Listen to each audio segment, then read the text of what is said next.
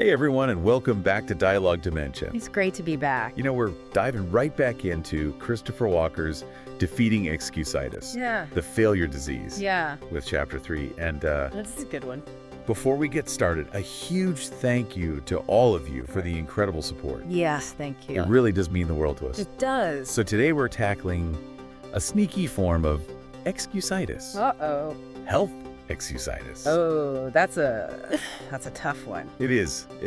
To help us break this down, I've got our expert here. Absolutely. So what makes health excusitis so tricky? I think it's something we can all relate to, which is precisely what makes it so insidious. We've all felt that little voice pop up, when we're faced with a tough task. Oh, yeah. Suddenly, a headache feels like a migraine when a deadline is looming. Right.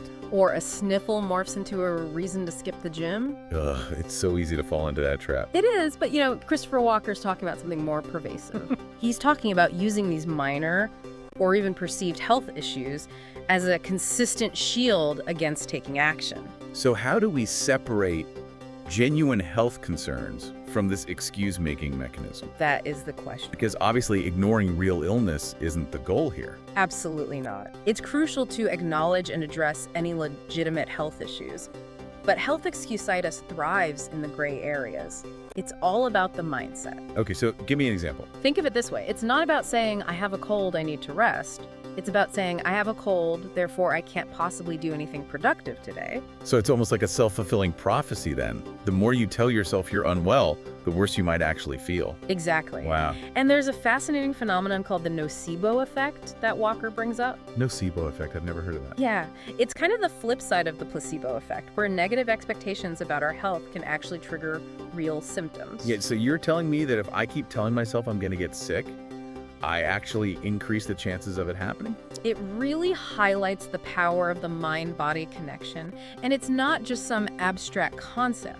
Walker uses this great example of Sarah. She was an administrative assistant. Okay. And started with legitimate sick days, a migraine. Right. But then it became this pattern of vague complaints. Like what? I feel one down. I think I'm coming down with something. Oh yeah, I know people like that. Right. She was attributing everything to some undiagnosed illness. And what happened? Did all this worrying actually impact her health? Well, she started calling out sick more often, even though there wasn't any major medical diagnosis. Wow, so she was, in essence, creating her own reality of sickness. Exactly. That's both fascinating and a little bit scary. It is pretty powerful. It reminds me of something Dale Carnegie wrote about how fixating on minor health issues can actually magnify them. And Dr. David J. Schwartz, in The Magic of Thinking Big, shared a story of a businessman who was convinced he was constantly tired. Turns out, once he shifted his mindset, his energy magically improved. It just shows how much of this is mental, not physical. And what's even more concerning is how this can morph into something bigger. Walker draws on Viktor Frankl's work here on the victim mentality. Oh, interesting. It's this idea that people in difficult situations can start to define themselves by their circumstances. So instead of seeing themselves as someone dealing with a health challenge, they become the sick person, and that becomes their excuse for everything. Precisely. It becomes a core part of their identity. Walker gives the example of Jim, an entrepreneur who let minor back pain become his entire story. Oh no. Instead of seeking treatment or finding ways to manage it, he'd constantly say things like, I can't work hard because of my back. His back pain became his justification for not achieving success in his business. It's tragic because he was letting this one aspect of his health completely overshadow his potential. And what's really concerning is how this bleeds into other areas of life. Walker talks about how health excusitis affects not just our personal growth, but also our careers and relationships. Oh, absolutely. Think about the workplace. Constantly calling out sick or using minor ailments as excuses to avoid work makes you seem unreliable. Walker describes Tom, a manager who constantly used minor ailments to skip meetings or leave early. This behavior eroded his colleagues' trust and hindered his career advancement. It's like the classic, my headache is too bad for this meeting excuse. Exactly. And the impact on relationships is significant too. Constantly using health as a reason to cancel plans or avoid social activities strains connections. People might start to see you as flaky or uninterested, leading to isolation, which then reinforces the feeling of being unwell. It's a vicious cycle. So we've painted a pretty bleak picture here, but I'm guessing Walker offers some hope, right? He does. In fact, he offers some very practical strategies for breaking free from this pattern. And that's what we'll explore next time.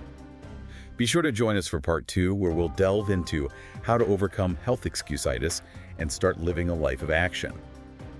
And don't forget to subscribe to Dialogue Dimensions, hit that like button if you're enjoying this, and share this video with anyone who might benefit from this conversation. We'll see you back here soon for part 2. Welcome back, everyone. Glad to be here. I'm glad we're continuing this deep dive into health excusitis. Yeah. Last time, we ended on a bit of a heavy note. Yeah, it did get a little bit dark. But the good news is, Christopher Walker doesn't leave us hanging. Okay, good. He actually offers some really practical strategies for taking back control. I'm definitely ready for some solutions. Right. As we were talking about, the ripple effects of health excusitis on our careers and relationships, Yeah, it really struck me how self-sabotaging this behavior can be. it really is. We think we're protecting ourselves with excuses, Right? but ultimately it's holding us back. That's such an important point. And it connects back to what Walker emphasizes. Taking responsibility. Falling into the trap of health excusitis is like handing over the reins of our lives to our aches and pains. Oh, I like that analogy. Right. We start saying, okay, you're in charge. Now tell me what I can and can't do. That's not living. That's just existing at the mercy of our perceived limitations. And that can lead to so much regret later on.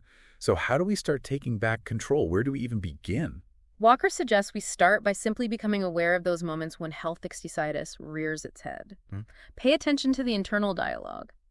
Those go-to phrases we use when we're feeling less than 100%. So like what? It might be, my back is acting up again, or I'm just too tired today, or maybe I think I'm coming down with something. Recognizing these patterns is the first step. Okay, so we need to become better listeners to our own self-talk. Yeah. But then what? How do we stop ourselves from automatically giving into those excuses? The next step is to challenge those excuses. Don't just accept them as truth. Instead, ask yourself, is this really true?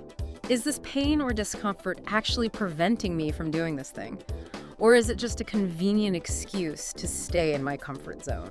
It's like we need to apply a healthy dose of skepticism to our own thoughts. Yeah. Because, let's be honest, we're all masters of self-deception Oh, we are. when it comes to justifying our inaction. Absolutely. But once we start questioning those excuses, they often crumble under scrutiny. Yeah. We realize we're capable of so much more than we're giving ourselves credit for. And that's where things start to shift, Yeah. right?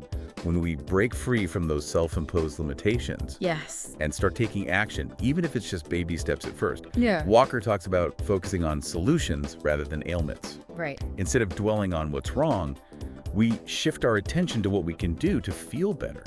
He uses this brilliant analogy of a gardener. Okay. A gardener doesn't sit around complaining about the weeds in their garden. They get out there, pull them out, and nurture the plants they want to see thrive. We need to adopt that same proactive approach with our health. So instead of saying, I can't exercise because my knee hurts, Yep, we could ask, what kind of movement can I do that doesn't strain my knee? there you go. Or instead of saying, I'm too exhausted to cook a healthy meal tonight, Uh-huh. we could ask, what's a quick and easy recipe I can try that won't take much energy? Exactly. It's about being resourceful, finding ways to work with our limitations instead of letting them control us. And the more we do this, the more we build our resilience, our confidence, and our ability to overcome challenges. It's like building a mental muscle. Yeah. That ability to push past the doubt and take Yeah. charge. And I think that's what's so empowering about this whole concept. It's not about denying our limitations Right. or pretending we don't have bad days. Right. It's about choosing how we respond to those challenges, choosing action over inaction. It's about reclaiming our agency, our ability to shape our own lives. And that's a pretty incredible feeling. So we've talked about awareness, challenging excuses, and focusing on solutions. What are some other practical tools we can use in this battle against health excusitis? That's a great question. We'll unpack those tools right after this quick break. And we are back with the final part of our deep dive into health excusitis. We've uncovered how this sneaky form of excuse-making works Right. and explored some practical strategies to counter it. Yep. But I have a feeling there's more to it than just changing our actions. You're absolutely right. The real transformation comes from shifting our mindset. Okay. Christopher Walker dedicates a significant part of his book to this inner game, and it's where the true magic happens. So it's not enough to just know the techniques. Right. We have to actually believe we can overcome health excuse-itis. Exactly. And one of the most powerful mindset shifts is cultivating self-compassion. Yeah. So often we get caught in a cycle of self-criticism when we're struggling with health excuse-itis. We beat ourselves up for not being strong enough or disciplined enough. It's like we become our own worst enemies. Right. Holding ourselves to these impossible standards. And that negative self-talk just fuels the cycle of excuse-itis. Right. It makes us feel worse, which in turn makes taking action even harder. Yeah, it's a vicious cycle. So the first step is to treat ourselves with kindness and understanding. Okay, so instead of berating myself for having a low energy day, Yeah. I can acknowledge those feelings without judgment. Exactly. I can say, it's okay to feel tired. I'm going to rest and recharge and tackle that task tomorrow. That's the spirit. It's about giving ourselves permission to be human, to have off days. Right. This self-compassion actually creates a much more supportive environment for healing and growth. It's like we're creating a safe space within ourselves Yeah. to acknowledge our struggles without shame. And from that place of acceptance, it becomes easier to take those small steps forward.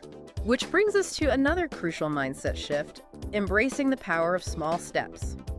Instead of getting overwhelmed by the big picture, by all the things we feel like we should be doing, Right. we can break our goals down into manageable chunks. So instead of aiming for a complete diet overhaul overnight, Yeah, I might focus on adding one more serving of vegetables to my meals each day. that's a great example. Small, consistent actions build momentum and create a sense of progress, which keeps us motivated. Speaking of motivation, it seems like focusing on the positive could also be a game changer. Yeah, absolutely. When we're stuck in health excuse-itis mode, we tend to hyper-focus on everything that's wrong. But what if we consciously shifted our attention to what's going well? What if we started noticing the small victories, the things our bodies can still do? Right. Gratitude can be a powerful antidote to negativity. Instead of dwelling on a sore knee, I could acknowledge how grateful I am for the other leg. Exactly. That's working perfectly. That shift in perspective can be transformative. It helps us to see our health challenges in a new light and find strength in unexpected places. This is all reminding me of another concept Walker discusses, challenging our limiting beliefs. Oh, yeah. Those negative thoughts that tell us we're not capable or worthy. Those beliefs can become self-fulfilling prophecies, shaping our actions and holding us back from our full potential. We need to identify these beliefs and start questioning their validity. So instead of thinking I'm too old to start exercising, Right. I could reframe that thought to, I'm strong and capable, There you go. and I'm choosing to prioritize my health at any age. Exactly. It's about creating a mental environment that supports our growth and well-being. And that's where the real magic of overcoming health excuse-itis lies, in that shift from limitation to possibility, from self-doubt to self-belief. This has been an incredibly insightful conversation. I'm feeling so much more equipped to tackle health excuse-itis. Me too. And before we wrap up, I want to emphasize that this journey is ongoing. There will be ups and downs, Of course. but the key is to remember those empowering mindset shifts. Choose self-compassion, focus on solutions, and believe in your ability to create a life of vitality and purpose. Beautifully said. And remember, you don't have to do this alone. Reach out for support, connect with others, and celebrate every step forward. Each small victory is a triumph over health excuse-itis. So thank you for joining us for this deep dive into health excuse-itis, and a huge thank you to Christopher Walker for his work on defeating excuse-itis, the failure disease. Great book. Don't forget to subscribe to Dialogue Dimensions for more inspiring conversations. Hit that like button if you enjoyed this episode, and share it with anyone who might find it helpful. Until next time, keep challenging those excuses. Keep moving forward. You've got this.